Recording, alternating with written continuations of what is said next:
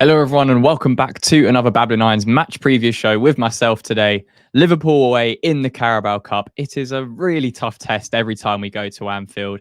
I think they've won the last 8 games in a row at home. I think our last win was probably back in 2015 at Anfield during that last season at Upton Park. I think we won 3-0 that day. And yeah, we were on fire. And, we got some really good away wins in that season, but completely different challenge now. Fast forward in 8 or 9 years. And yeah, we're going to break down tactically what we can expect from Liverpool. It might be a little bit more challenging because they're likely to make quite a bit of rotation into their starting 11 for this game. But if you enjoyed the breakdown, make sure to leave a like on the video, subscribe to the channel for more content going forwards. And yeah, let's get into it and let's dissect what Liverpool are now doing under Arne Slot. He's come in, hasn't made too many signings, very different to how Lopetegui's come in and, made 8 or 9 really key signings for who he wants to do, for who he wants to progress with. And, we've spent a lot of money. But Liverpool, they had a pretty decent squad. I think there's definitely areas where they needed to improve in the summer that they didn't. I think central midfield is a massive area that they need to capitalize on soon, especially defensively as that kind of holding six. But they're doing okay so far this season. They've been pretty impressive in most of the games that they've played for such a short turnaround with Arne Slot coming in. And, again, it's quite a good direct correlation with Julian Lopetegui and what he's been able to integrate at West Ham. And you would definitely say Slot's had a better time of it so far. And, going to Old Trafford and winning convincingly. They did have that blip against Nottingham Forest at home, which we'll be looking to try and exploit as well going into this Carabao Cup clash. But let's just talk about how Liverpool play when they don't have possession of the ball, because it's something that we're going to have to be very, very careful of. It's something that Arne Slot's going to want to implement, especially being at home, especially being at Anfield. It's the press. We know that when we're pressed, we aren't the best. We're trying to change that under Lopetegui and the types of players we're bringing in, the likes of Todibo, Kilman, 2 ball-playing centre-backs. So, again, it depends on how we line up as well. But with Liverpool, they almost play a second striker with Szoboszlai and play kind of a 4-2-4 structure or out of possession. And yeah, Szoboszlai's just behind the striker, but almost that second striker with Salah and Diaz in this situation against Bournemouth at the weekend. So you can see that out of possession shape is normally kind of a front 4 with the midfield 2 pivot and a back 4 as well. So one thing we're going to have to be careful of is the press that gets triggered, because they will be very aggressive, Liverpool, similar to how we were against Chelsea at the weekend. Very, very aggressive in our challenges and duels, and almost went man for man against Chelsea, which got completely overturned and completely exploited. I think Liverpool have a much better structure already, given Slot's recent tenure at Liverpool, and it hasn't been that long since he signed since he signed his deal at Liverpool. But in terms of what they're trying to do out of possession, we're going to have to be very careful of when they trigger the press, because again, going to Anfield, you have to be brave if you want to get success, but B, you have to be very, very careful, and you have to pick your moments when to play, because if you lose the ball in the final third against Liverpool, they have some fantastic players who will kill you in transition, and they move the ball very, very quickly. The likes of Salah, who is a great creator and goal scorer. The likes of Diaz, who is a very good dribbler and direct with his pace. And someone like Nunes, if he plays, again, we'll get into the lineup, predicted lineup shortly, but someone that always causes issues, even if he isn't on the score sheet. So something we're going to have to be careful of. And again, kind of reiterating this 4-4-2 in the second half. You can see they're 3-0 up at this point, but it's almost a 4-4-2 out of possession. Szoboszlai, he doesn't really drop in to be that midfield 3. It's almost left to a double pivot of McAllister and Gravenbach in this situation. And then Salah and Diaz, the wide players as well. And you can see if we just move the frame forwards a little bit, you can see when the ball shifts over to the other side of the pitch, very much a second striker connection between Nunes and Szoboszlai in this situation. So we're seeing it quite a lot with teams now. I think Arsenal do it really, really well. They almost play that 4-4-2 out of possession, very compact in the middle of the pitch, force you wide and deal with balls into the box with Saliba and Gabriel. Liverpool aren't on the same extent as what Arsenal are doing. Of course, it's very early days for Liverpool, and I think defensively Arsenal have much better structure and players to do it. But the system is there, and the type of play that Slot wants to do when out of possession is very apparent. Now, when Liverpool do have the ball, we also need to be very careful, because like Chelsea at the weekend, they have excellent technical players that will carve through our midfield if we press stupidly, which we did time and time again against Chelsea. And B, they just have fantastic technical players that can hurt you at any point. And as we look at this, when they're building up from the goalkeeper, they can be quite flexible with how they play. So you again see this kind of double pivot of Gravenbach and McAllister as they're building up from Kelleher in goal. Very, very, very structured back four, almost both identical, Robertson and Trent in the positions that they take up. The two centre backs are pretty split. One goes slightly more to the right in Canate, Van Dijk a little bit more centralised, but the two centre midfielders are there. And one thing we need to be careful of is how we press, because Trent can come inside, and he does when Liverpool are progressing with the ball and trying to make things happen. But B, they have some fantastic technical players in midfield again. Szoboszlai, McAllister, fantastic on the ball if he's playing in that kind of central position as the six. And again, it depends who's going to be playing in there. Not sure if all of these players are going to be playing because it's the Carabao Cup and Liverpool are going to want to rotate. But the idea won't change for Slot. It's still going to be the same system. It's still going to be the same approach, despite changing some of these players. Again, they're not going to be able to execute it to the same standard, say if Trent and McAllister aren't playing, but they still have adequate replacements to go in there and, pose some very difficult questions to our midfield. And one thing we've mentioned as well is that Trent inversion. And Cucurella, we said it in our preview of the Chelsea game, it was a strength of Chelsea's to overload us with technical players in the middle of the park and create that overload. But it was also a weakness because it left a massive gap for Kudus. It's a similar situation for Liverpool. They play a very similar structure when Trent does go in. He's not constantly going in midfield like Cucurella does for Liverpool, for Chelsea, sorry. But you can see here what Liverpool do. They almost play that box four at the back. So Robertson tucks in, Canate and Van Dijk are very close together. And then you have the central of the midfield three. So when Liverpool have possession, more often than not, there'll be one holding midfielder, whether that's McAllister or Gravenbach or even Szoboszlai on occasions. They will always have one at the pivot, and they'll have two kind of pushing on, one more slightly higher than the other. So you'll expect to see two slightly deeper. And again, in this situation, Szoboszlai was playing as the second striker. Trent will invert. Salah will go very high, like we saw with Sancho and Cucurella. But the difference between Sancho and Cucurella is Salah is an excellent creator, even from wide areas. And he has the technical ability to cause us problems. And Salah will look to play fast. Sancho, he will not look to play as fast as someone like Salah. And we need to be very careful with how Salah, again, if Salah is playing, how good he is technically. And we don't underestimate, even in those wide positions like we just saw here, when Trent's inside and Salah's pushed to the wide areas, we need to be very careful of what he's trying to do, because he will play either quick down the line to Trent, who makes a diagonal run behind the fullback, whether Szoboszlai's gone inside to play off Núñez. We need to be very careful of that. And I think Liverpool have some excellent transition players with Salah, Diaz, Núñez, even Gakpo, Jota. These players are very good technically and good on the transition.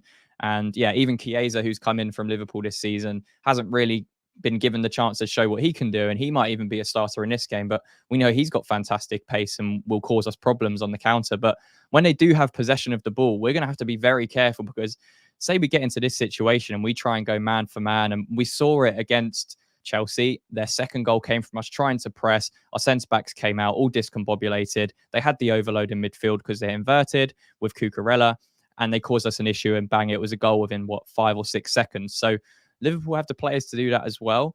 We just need to be very switched on, and I would not be going aggressive at Anfield like this, trying to man-for-man press if Liverpool get into situations like that screenshot, because we're just going to cause ourselves so many issues with the technical ability that Liverpool have.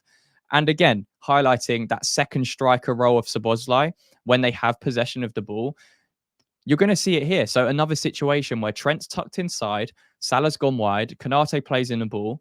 Salah doesn't even really look up. He doesn't take a touch. His first touch actually is a pass directly into Núñez.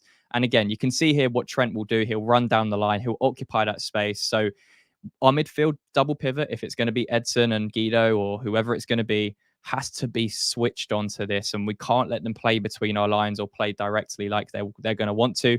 Again, there's going to be occasions where they do, because Liverpool are an excellent side, but we need to nullify that. Every player needs to know their responsibility, because if we don't, in a second, this can happen. That was from one pass from Salah. You can see Bournemouth's kind of midfield and defense completely uncoordinated. They've bypassed that press so easily. A simple ball into Nunes, and there's Szoboszlai arriving as that second striker that we mentioned about. Think about someone like Frank Lampard, fantastic about anticipating, getting into the box, playing off a striker, and how many goals did he score by arriving deep into the box from these situations or connecting with a striker? Very, very similar with how Arne Slot wants his player to, the most advanced eight to get close to their striker and almost play off Nunes here. And this doesn't kind of come to a goal, but it's a situation we need to be very, very wary of because Liverpool have some fantastic players to do this on multiple occasions. So there's three main key aspects for us going to Anfield. Number one is we cannot go gung-ho with our man-to-man press. We will get killed, we will get transitioned, and we will just go and lose 4 or 5-0. We cannot play with that approach at Anfield. It just will not work. Number two, we have to get our balance right. So when we have possession, don't overplay in situations where you might have to turn a long ball into the channel or run Liverpool and turn Liverpool's defense over, because Slot will not rest even with the rotation. He's going to be pressing very high on us whenever we can and force those high turnovers, exactly how Lopetegui wants to play in his system going forwards. So in the first half especially, we're going to have to be very, very wary of Liverpool's press, know when to play and know when to hit the channels. And again, that comes down to the dilemma of how we line up going into this game, because do you play someone like Antonio in this game who's not performed well? He's looked well off it in recent games and, hasn't been playing the Antonio role like we'd expect Antonio to do. Again, we're not going to go over that in detail now, but would you play Jared Bowen there? Would you play Kudus there? Is Fulkrug going to be back for this game? So there's a dilemma for us there. But number one, we need to be very careful when we build out from the back, and we need to be brave in moments where we can play. Alvarez can do it, Guido can do it, Paqueta can do it, but be smart with it, because that's what we've lacked. We've lacked that intelligence in game to know when to play. Oh, sorry, Siri's going off. Knowing when to play and knowing when to not play. And at Anfield, you need to know when to not play, otherwise you will get killed. So that's the number one. Number two is Liverpool's possession in shape. Obviously, Trent going in midfield. We cannot play a back five in this game because it will be a same situation as Chelsea, where we'll get overloaded by technical players in midfield and we'll get killed.